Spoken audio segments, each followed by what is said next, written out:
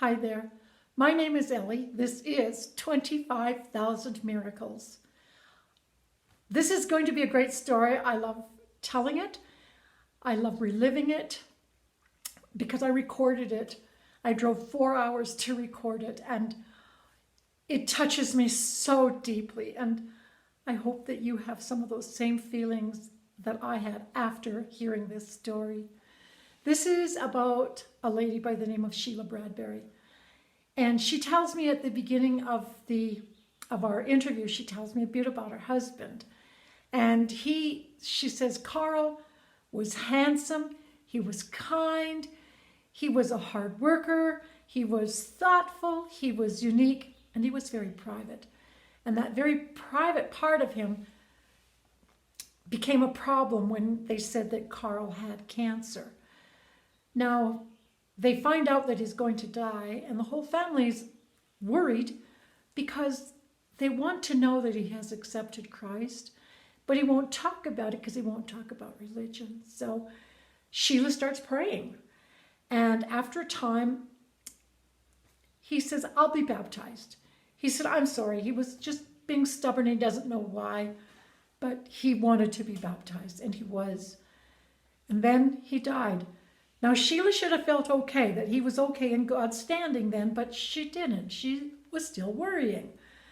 And so she's still talking to God about it. And days after the funeral, she has a vision, and it calms her. It lifts her up.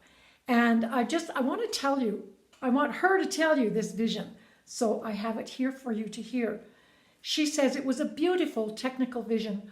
Carl was walking along wearing a jacket, a black jacket with red stripes. I never liked that jacket, she said, and we both laughed when she said that. She said he wore it everywhere. The company gave it to him. Carl appeared younger and healthier. Now, they were in their 60s when he died. So he looked like he was 35 years old, she says here, blonde, curly hair, and the bluest eyes. He was walking through a field of grass, and when she describes the colors, they're outstanding. Greener than you've ever seen, bluer than you've ever seen. So she describes the grass that way, and the sky was brilliantly blue, and there was a peaceful river. She said he didn't speak except he did look at her, but he didn't speak to her. He plucked a wheat and put it in his teeth. He did that with a blade of grass now and then when he walked around. And that was just like him, was to do that. So that's the end of Sheila's quote.